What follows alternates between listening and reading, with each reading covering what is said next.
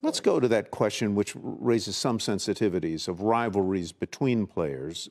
In the case of Angel Reese, who's just had to shut it down because of a wrist injury, Caitlin Clark, who's continuing to play. Rivalry that goes back to their college days, presumably, where I guess some trash talking entered in. But now it seems on some social media channels to have taken a darker turn, a more menacing turn, where race has been introduced into the conversation, where sexuality is sometimes introduced into the conversation. How do you try and stay ahead of that, try and tamp it down, or act as a league when two of your most visible players are involved, not personally, it would seem, but their fan bases are involved in saying some very uncharitable things about the other? Well, the one thing that's great about the league right now, we do sit at this intersection of culture and sport and fashion and music. Like, the WNBA players are really looked at now as kind of cultural icons. True. And when you have that, you have a lot of attention on you. There's no more apathy. Everybody cares. It is a little that Bird Magic moment, if you recall, from 1979 when those two rookies came in from a big college rivalry, one white, one black.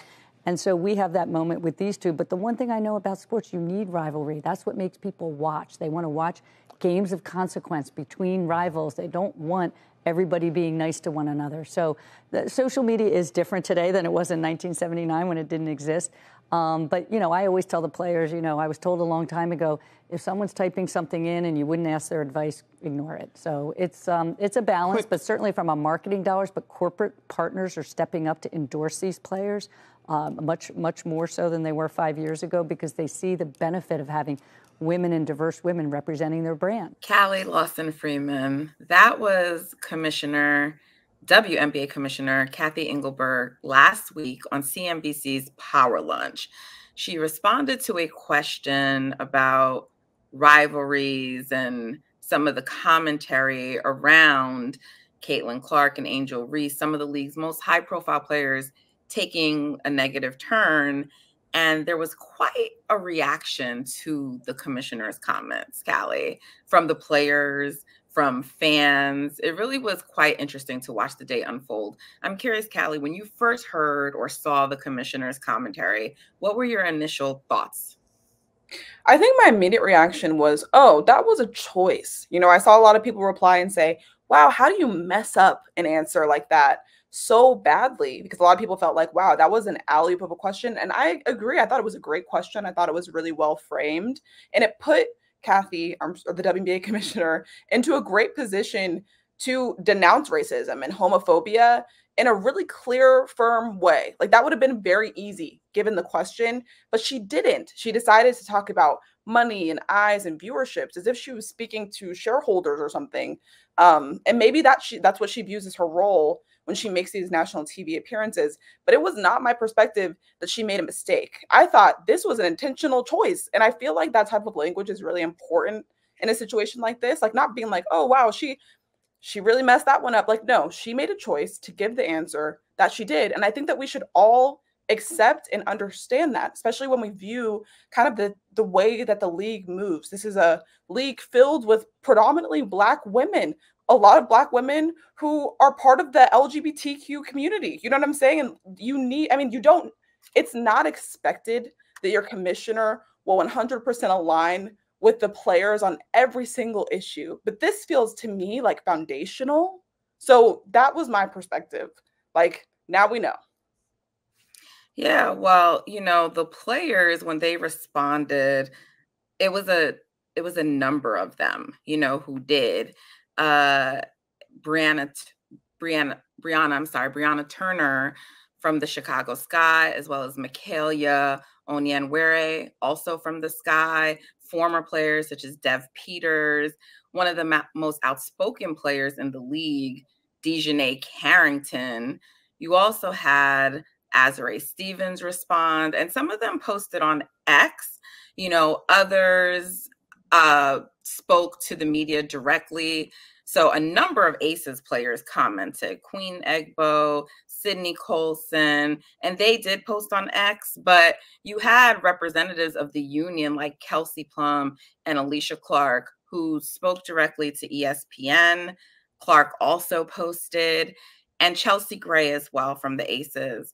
There seemed to be a similar tenor from all of the players with respect to the commissioner. And it seemed that they were all expressing, at least from based on the tweets and the commentary and what was said, that they thought maybe the commissioner's comments were a little tone deaf. They didn't use that word, but that to me was the word that came to mind when I started seeing all the reactions.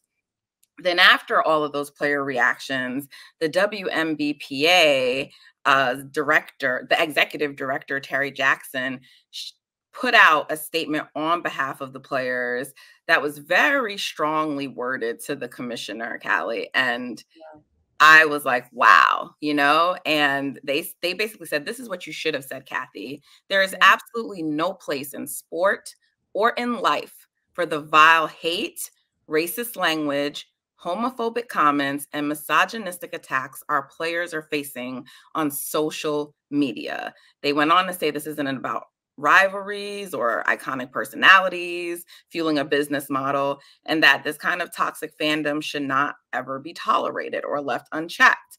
They continued on. It was a three-part statement. They continued on to talk about, the fans, and saying that they welcome them and they enjoy the new fandom and that the league is growing. So, because I think they want to make sure that fans did not feel like they're unwelcome, because there's been a lot of language, Callie, around gatekeeping, but they still closed this statement by making it very clear. Fandom should lift up the game, not tear down the very people who bring it to life. Racism and the toll it takes on everyone is never tolerable, let alone justifiable in the name of economic growth. This is about more than just basketball. It's about respect, accountability, and setting the standard for what we will and will not accept in our sport and society. Really strongly worded statement from the players union. And then, Callie, if that wasn't enough, one of the most strongly worded statements came from one of the faces of the league, Breanna Stewart, one of the best players in the league, very well-known, recognized player. And her response was captured on video last week on Tuesday after the Liberty game. Let's hear what Breanna Stewart had to say. Like, to be honest, I saw the interview today and then have been in talks with Terry at the WBPA. I think that it's kind of disappointing to hear because, the way that the fans have surged, and especially behind Kaylin and Angel coming to this league, but also bringing like a race aspect to a different level. And, there's no place for that in our sport.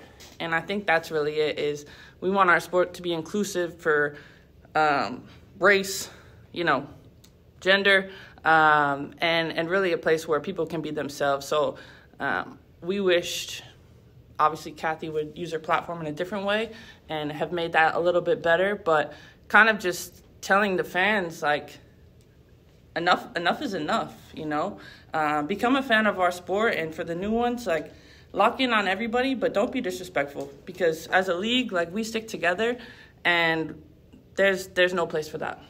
So, Callie, we just heard from Breanna Stewart, and I thought she gave a really diplomatic response, but made it very clear she was disappointed in how the commissioner handled that statement, and echoing the statement of the players union, where this kind of behavior from fans won't be tolerated. Now, later that night, after, all of these player reactions, the commissioner did put out a clarification, if you will, on Twitter. And she posted, during a recent media interview, I was asked about the dark side of social media and online conversation about WNBA rivalries and race.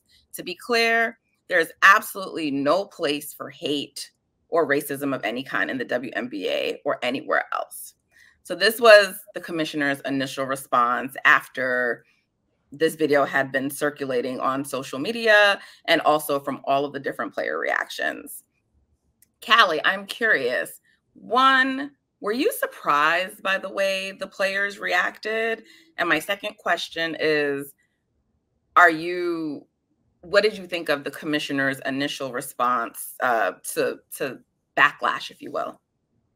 Was I surprised at the players' reactions? Absolutely not. And I will say, I think the only thing that surprised me is that the reactions didn't come a little bit sooner, because that interview was on Monday.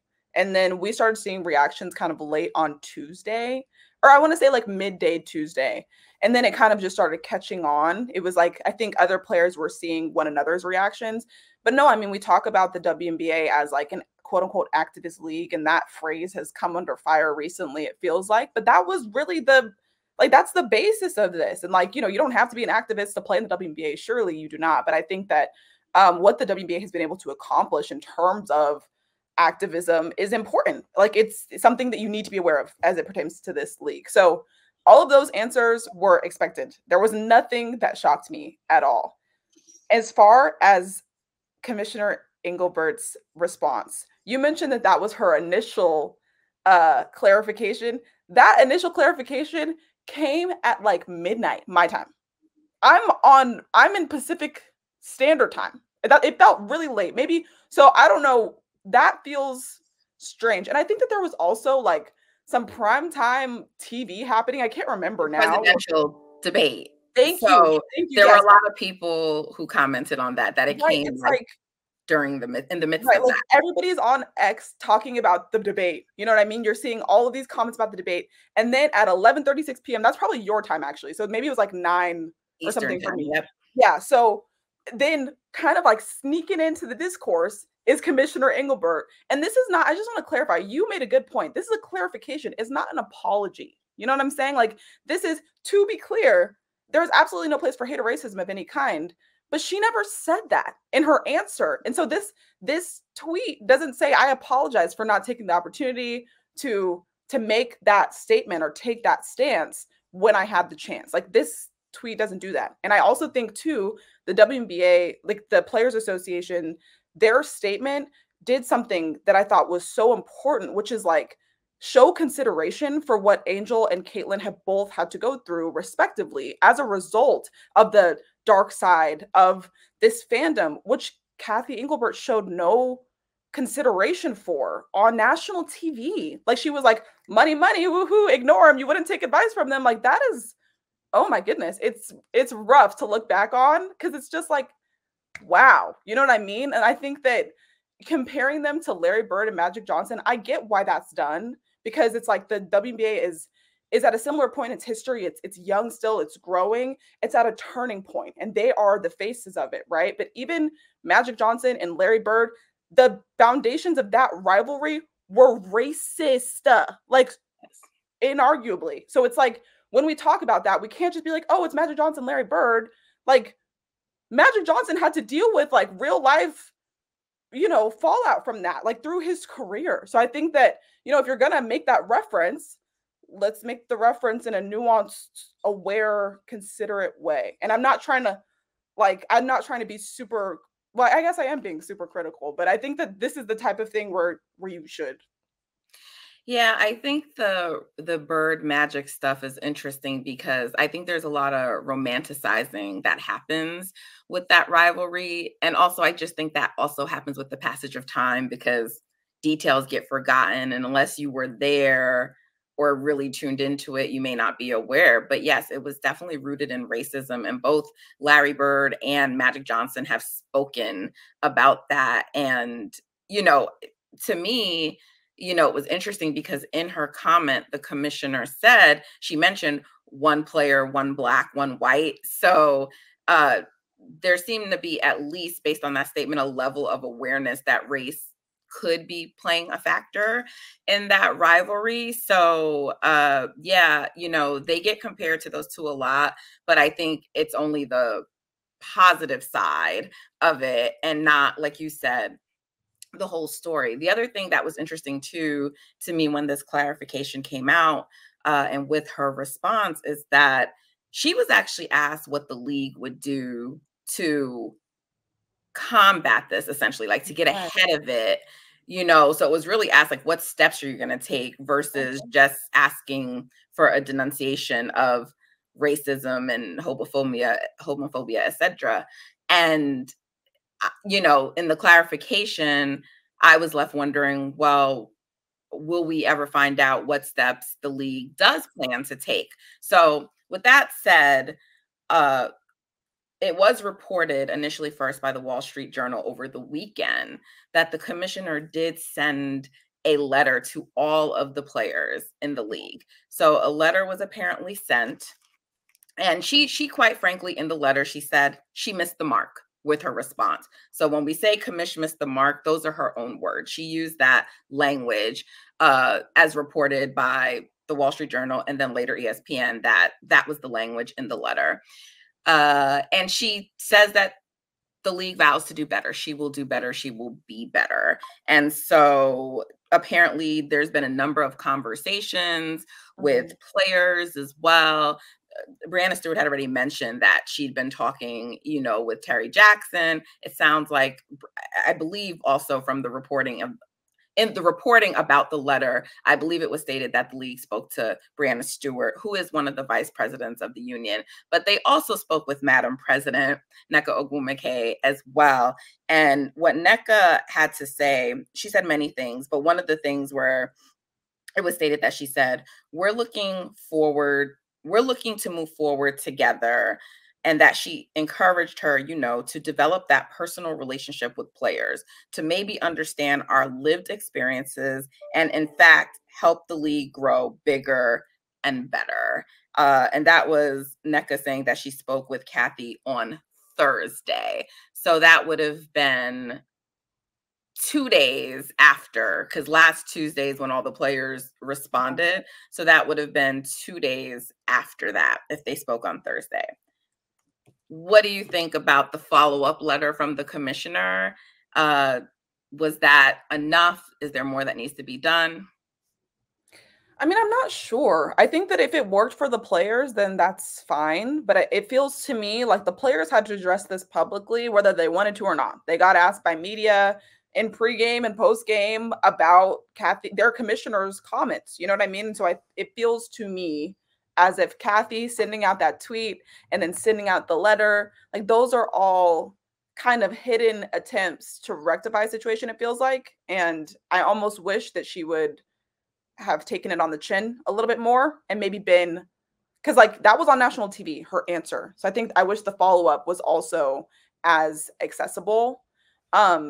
Ultimately though, I'm left with the same questions that you kind of alluded to earlier, which is, the question was what's going to be done. And when I read the story about the letter that she sent out to players, I guess there was the line saying like, we're going to do things. There will be action taken. So I'm like, what's the action?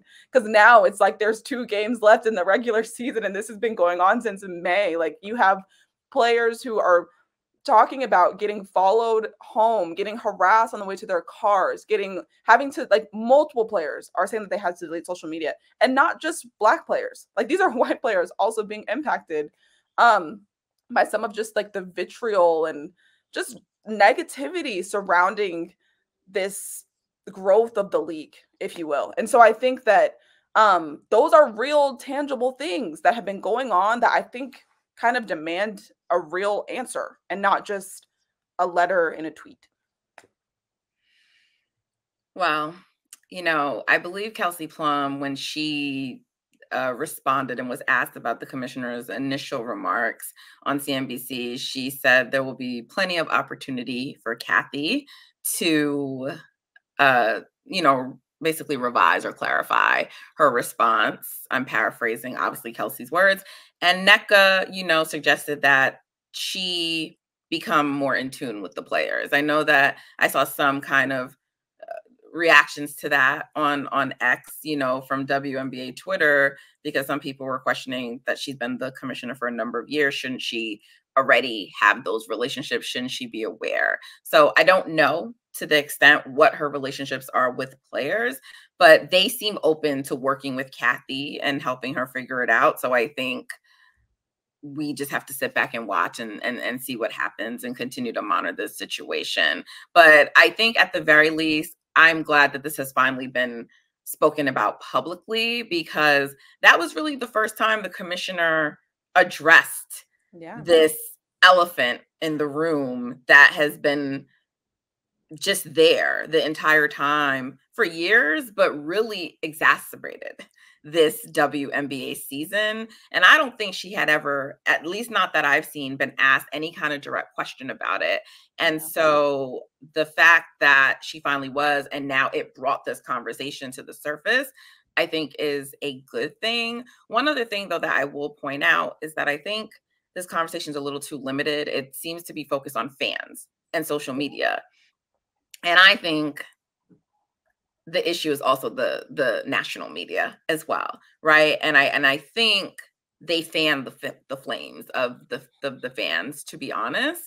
And it's the way that some of those biases in the media look, they're not as overt, right? And some of that could be, I'm not here to say people have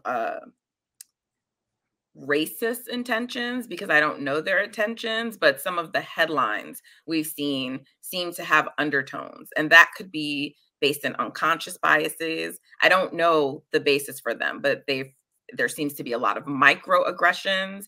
And so when headlines are framed a certain way, when certain things are constantly talked about after a game, it fans the flames of the fans. And so I do think the media honestly has been very complicit in this. And I would also hope or like that also is something that will be looked at as well. Yeah. Can I add something?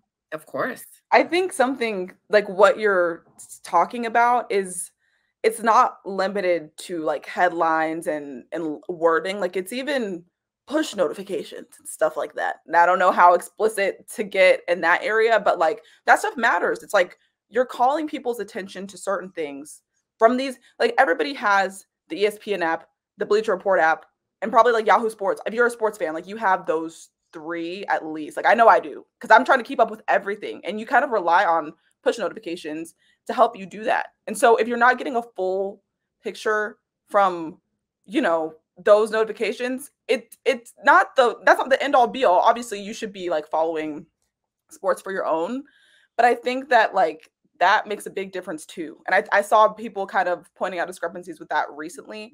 And what's so interesting is like this is stuff where it's like it's not easily changed. Like the people who program push notifications are not the same people that write the stories. And then that's a whole different discussion about like, you know, stories that get written. Sometimes the authors are not in charge of the headlines, and it all gets pretty like complicated. But the reality is like in other areas, those things are dialed in. You know what I mean? And I think in women's sports, we're still trying to find the correct like makeup and like synergy between all these moving parts. And I think that that's like really important to note, because it's like, you're right. I don't think there's like some racist intention, but it's like those things work their way into everything when you're not intentional. And I think that it's harder for people to be intentional when they're maybe not as informed as they should be. They're not as aware. Like there needs to be more growth in WNBA media, especially. Absolutely. So it's an institutional change that's required. And whenever that's required, that takes time. And so until it is, or until we start to see demonstrated growth and change in those areas, we have to continue to have these discussions.